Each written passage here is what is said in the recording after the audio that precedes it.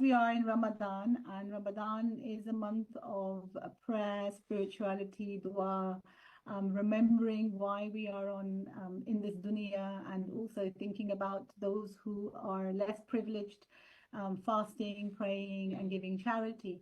I think for me, I never planned to be an educationist. I never planned that I was going to be a teacher like typical South Asian women, coming in the East-West fusion uphold, being born in England, but having parents from Pakistan, and I'm sure many of our viewers will resonate with it.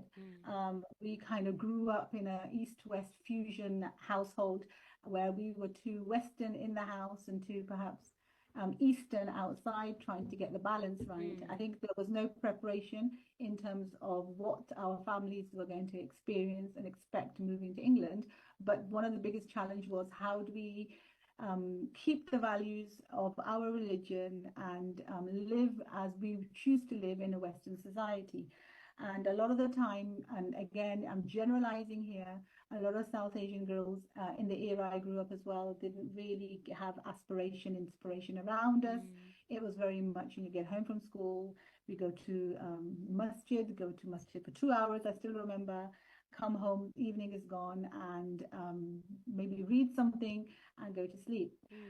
Going to school, I was always very intrinsically motivated, wanted to study. I used to get bullied as a geek, but that was something I dealt with. I was quite strong-minded. And to be honest, as you grow up, you don't realize you're strong-minded. I think strong-mindedness you recognize later, like now when you reflect back.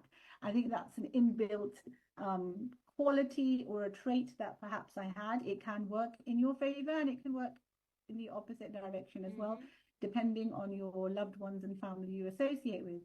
So for me, I think education, I loved learning. I still love learning, and I'm always learning.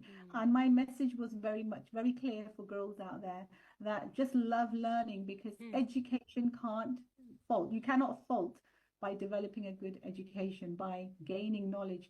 We learn every day. It's a digital era. So for me, I ended up going into teaching as my first career. I think it was a career. I wanted to be a doctor.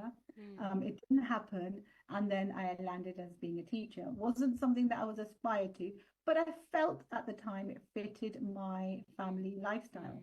And little did I know the number of hours you need to go in. But I think maybe Allah wanted me to be a teacher because you're giving back to the community. Education is also a sadqa jariyah.